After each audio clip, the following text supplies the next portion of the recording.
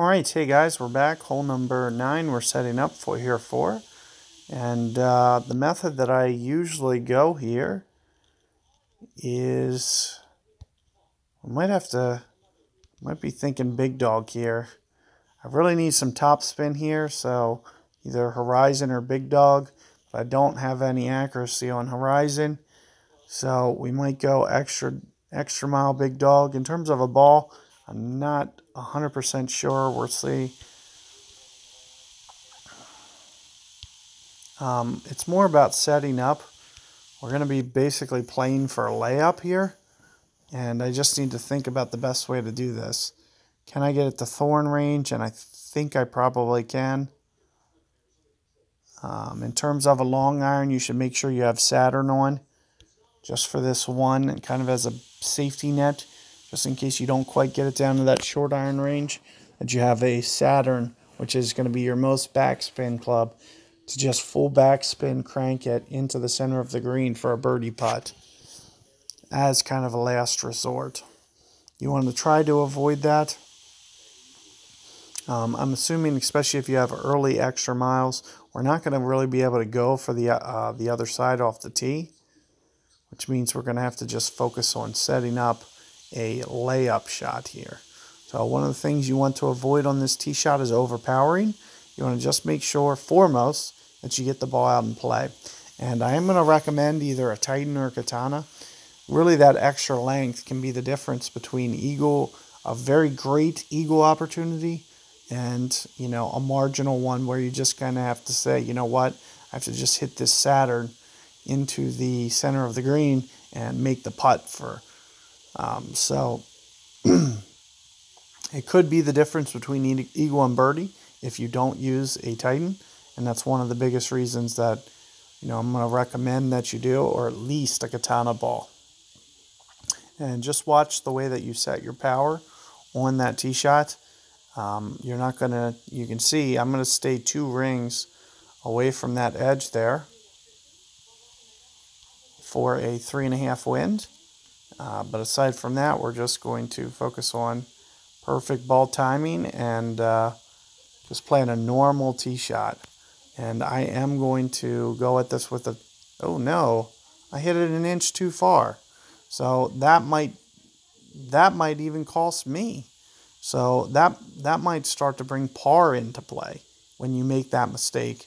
So it just goes to show you, you know, be mindful. I really don't play extra mile that much. I've really thought 2 rings on 3 per ring, or what is it, 2.4 per ring was going to be plenty, but it wasn't enough. So definitely keep that short, an extra 3rd ring,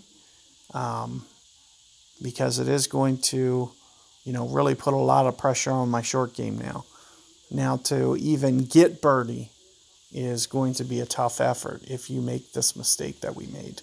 So this will be the only time I make it this entire week. I can tell you that. We can basically say that for certainty, is I will never not go 3 rings again on a similar type wind. So, you know, it's just something you need to learn from more than anything. Use my guide, and you'll get your drive almost to where I just have this second shot.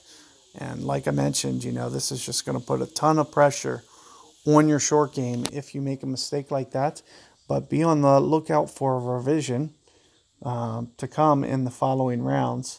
And I'll do the best that I can to get you guys, you know, an accurate way of going about playing this hole.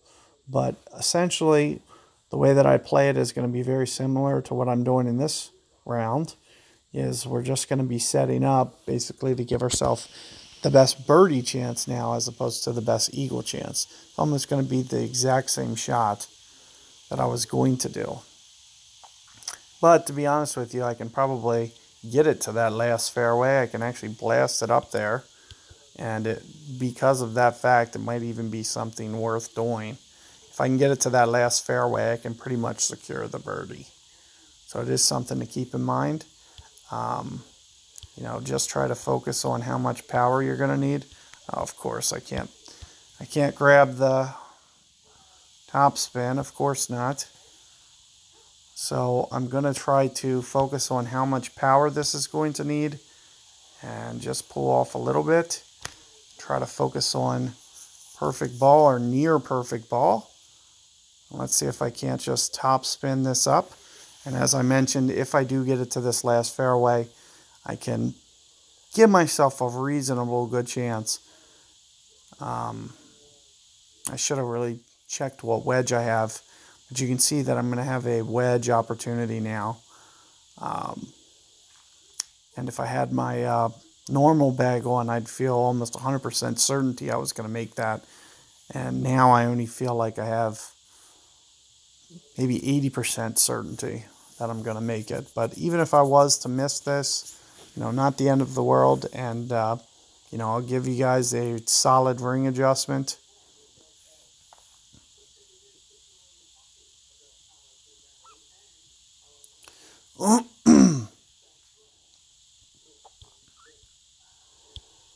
So let's hope I can pitch this in, take some pressure off that guy.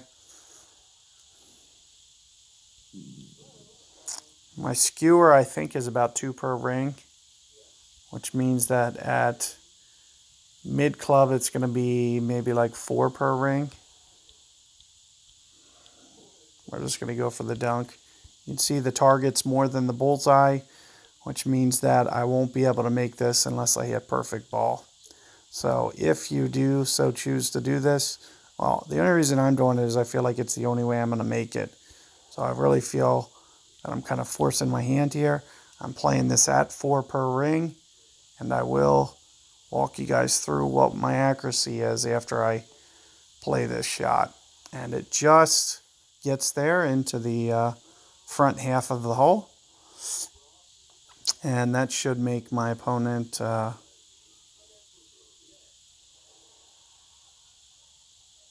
secured for par there, as opposed to potentially making a bogey. So I don't know if he qualified or didn't qualify, or was trying to qualify, but at the very least, at least he secured the par and didn't have to shoot for par and potentially miss. So you can see kind of where I wound up. It was a little bit of a scramble, but at the very least, this is going to be a successful stream for you guys to figure out a reasonable way to scramble if you make a similar mistake. But if you watch my content, I'm assuming you're going to know firsthand, because I'm telling you specifically to make sure you don't make that tee shot error. It's just not worth it. You don't even need to, question it. You don't need to bring a couple yards into play and potentially cost you. And here you can see my skewer was 2 per ring, and I was playing it about mid-club at 4 per ring for that pitch. And that was good enough to make it. So good luck there, guys, on this rookie guide, and be on the lookout for future updates in the next few days for you guys for possible revisions. So good luck out there, and catch you guys next time.